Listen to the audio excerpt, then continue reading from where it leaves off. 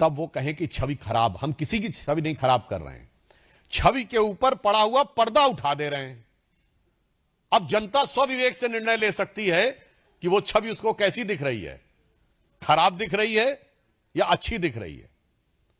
तो इसलिए कांग्रेस का, और जहां तक नेहरू जी के प्रति सम्मान की बात है, तो हमारी मोदी जी की सरकार जब आई थी 2014 में, तो नेहरू जी का 125वां वर्ष था और 125वें वर्ष के सारे कार्यक्रम हमारी सरकार ने पूरे सम्मान के साथ और पूरी गरिमा के साथ निभाए थे। और आप सबको याद हो, उस आयोजन समिति के अध्यक्ष भी श्री राजनाथ सिंह जी, जो तत्कालीन गृह मंत्री थे, वो थे। तो प्रधानमंत्री के रूप में उनका पूरा सम्मान है। विचारधारा के रूप में हम ये जनता के ऊपर छोड़ते हैं कि वो इस चीज को क्या समझते हैं। और वैसे एक और बात कहूं, उस समय की तो बात छोड़िए, आज की छवि कितनी सुंदर है। और ऐसी छवि आंखों में बसी हुई है माओवादियों और मुस्लिम लीगियों की, कि मुझे वो पंक्ति याद आती है, कांग्रेस की आंखों में ऐसा दो, एक तरफ मुस्लिम लीग एक तरफ माओवाद, ऐसा आंखों में बसा है कि प्रीतम छवि नैन बसी पर छवि कहां समाए। पूरी तरीके से आंखों में ऐसी छवि बसी, दूसरी छवि आ ही नहीं सकती।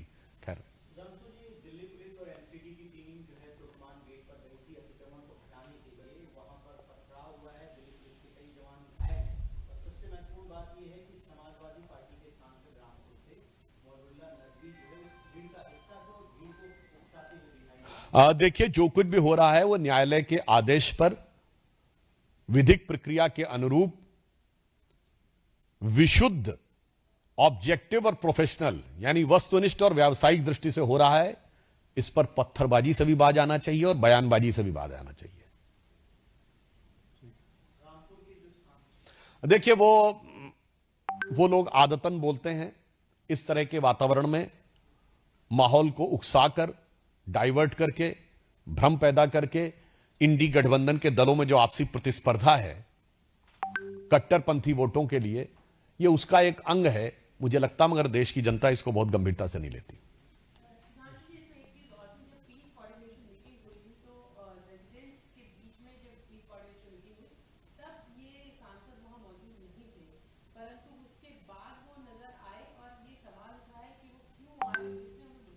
यही सारी बातें अपने आप में, देखिए, इस घटना के दो पक्ष हैं।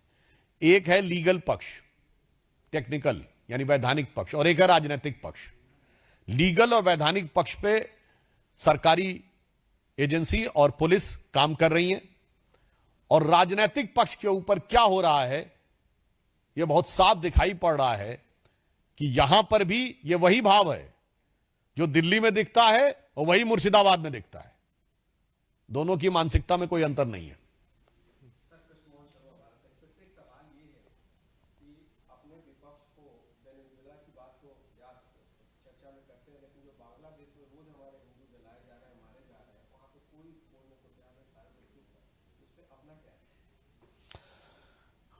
एक ही हमारा स्टैंड बहुत स्पष्ट है।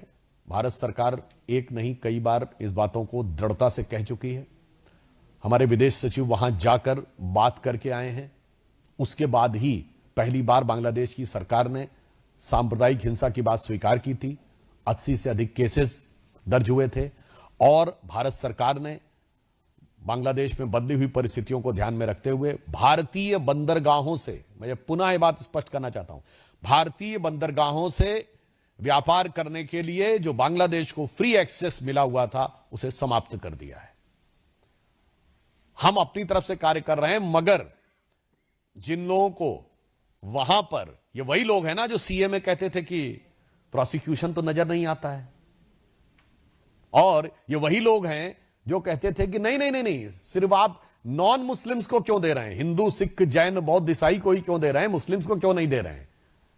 आज मुझे लगता है कांग्रेस पार्टी और विपक्षी दलों को सीए के दौरान शाहीन बाग जैसे आंदोलन करने के लिए देश से माफी मांगनी चाहिए, क्योंकि जिन लोगों ने उस समय यह कहा था कि उन्हें परसिक्यूशन नहीं दिख रहा है, कि भारत सरकार परसिक्यूशन के बेस के ऊपर यह कर रही है, मुझे लगता है कि पाकिस्तान और बांग्लादेश दोनों के, और आजकल बांग्लादेश में विशेष रूप से वो हिंदू इन दलों से कह रहा है कि इधर तो मेरे दर्द की इंतहा नहीं और तू कहता है कि जख्म दिखता नहीं। ओके।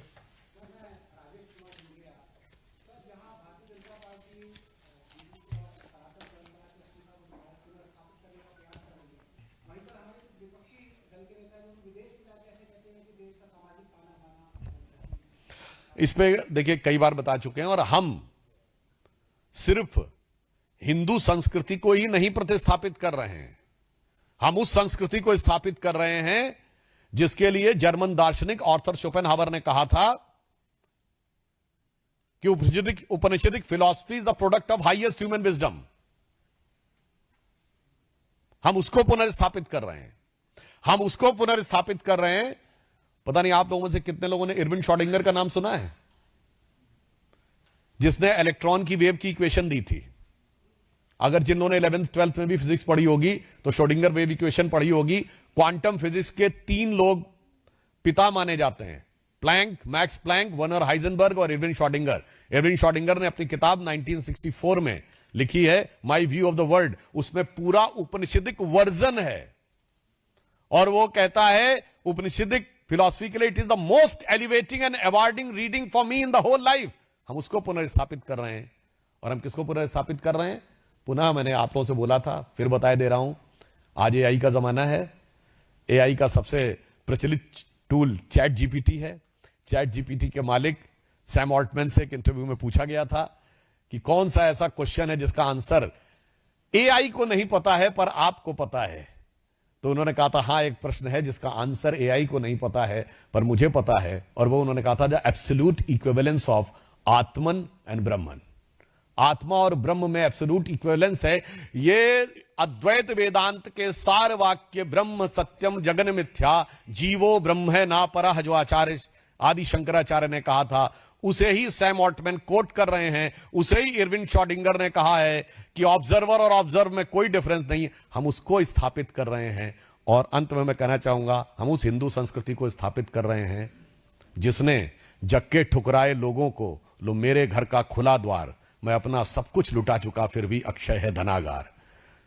हमने दुनिया के हर धर्म को यहां शरण दी। मैं पुनः ये बात कह चुका हूं, फिर कह रहा हूं, एक देश बताइए जिसमें दुनिया में पाए जाने वाले सारे धर्म पाए जाते हो, वो सिर्फ भारत है। पारसी अपनी जमीन से मिट गए, भारत में फल फूल रहे हैं। यहूदियों पे एकमात्र देश जहां कोई परसिक्यूशन नहीं हुआ वो सिर्फ भारत है। इस्लाम के सारे फिरके पाए जाते हो, 57 में से एक मुस्लिम देश नहीं, सिर्फ भारत है। क्रिश्चियनिटी के सारे सेक्ट जहां पाए जाते हैं वो सिर्फ भारत है। बौद्ध अनेक देश हैं, पर बौद्ध धर्म के सबसे बड़े धर्मगुरु दलाई लामा जी को, जिसने जीवन रक्षा के लिए यहां पर स्थान दिया, वो सिर्फ भारत है। और वो इसलिए है कि यह हिंदू संस्कृति है, इसलिए इसका उत्थान सामाजिक, वैज्ञानिक और कूटनीतिक तीनों दृष्टियों से 21वीं सदी में अति आवश्यक है। अब बहुत हुई।